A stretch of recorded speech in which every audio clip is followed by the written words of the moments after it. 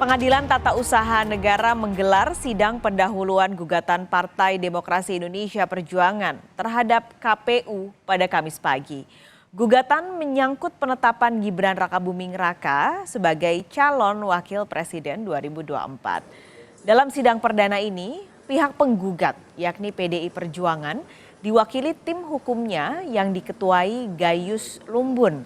Gayus menjelaskan langkah yang ditempuh PDIP saat ini untuk membuktikan adanya indikasi kecurangan selama proses pemilu 2024, mulai dari penetapan Gibran sebagai calon wakil presiden.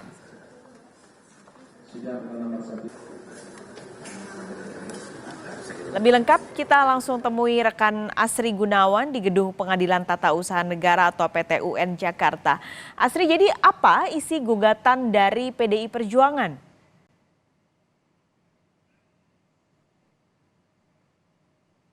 Partai Demokrasi Indonesia Perjuangan terhadap KPU RI yang dilayangkan ke Pengadilan Tata Usaha Negara ini terkait akibat dari pencalonan Gibran Rakabuming Raka sebagai calon wakil presiden di pemilu presiden 2024 yang mana ini berdasarkan peraturan KPU yang diubah tanpa melalui proses di DPR. Ini juga berkaitan dengan proses perubahan peraturan di Mahkamah Konstitusi tentang batas usia pencalonan presiden dan juga calon wakil presiden begitu.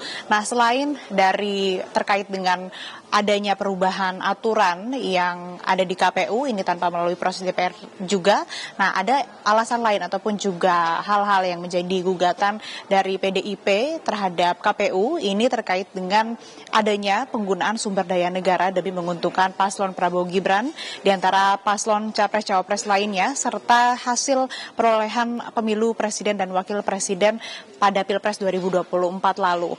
Nah, hal ini dinilai oleh PDI Perjuangan ini menyalahi aturan kemudian juga melanggar etik sehingga memang ada langkah-langkah hukum yang ditempuh.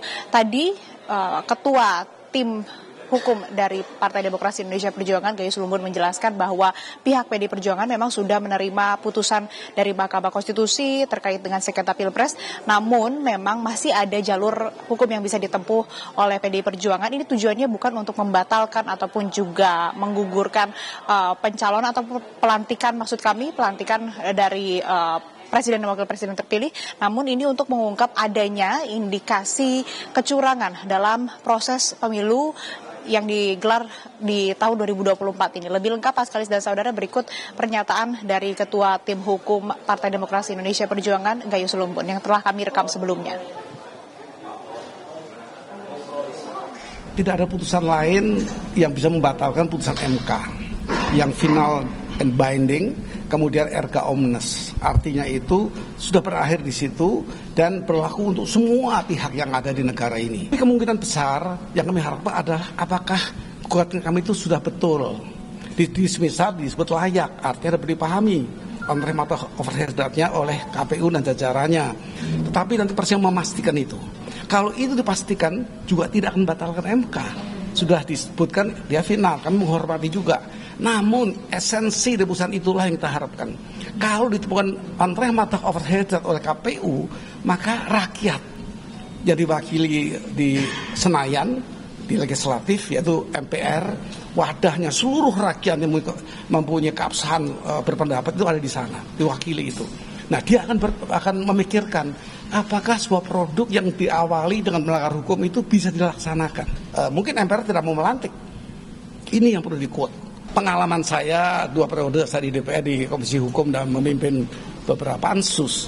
Tentu pansus ini punya hak untuk memanggil, melakukan penyidikan, penyelidikan atas tindakan pemerintah.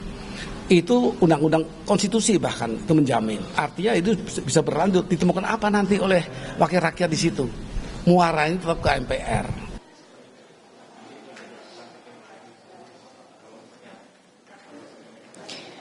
Ya, kemudian sidang hari ini merupakan sidang perdana yang digelar tadi pukul 10 waktu Indonesia Barat. Memang agendanya ini pendahuluan atau pemeriksaan terhadap berkas gugatan dari penggugat begitu maksud kami. Nah, memang sebelumnya juga sudah melewati proses dismisal proses atau juga pemeriksaan apakah berkas-berkas gugatan tersebut ini layak untuk disidangkan ataupun juga untuk diadili. Nah, memang dari PT UN menyatakan bisa diadili. Nah, hari ini agendanya nanti akan ada pemeriksaan, kemudian juga dari PT UN ini akan memberikan masukan, kemudian juga petunjuk begitu untuk memberikan masukan untuk kesempurnaan materi gugatan untuk mendapatkan informasi awal. Seperti halnya siapa pemberi kuasa, kemudian siapa yang menerima kuasa, bentuk apa saja yang diajukan di persidangan. Dan memang sidang hari ini bersifat tertutup.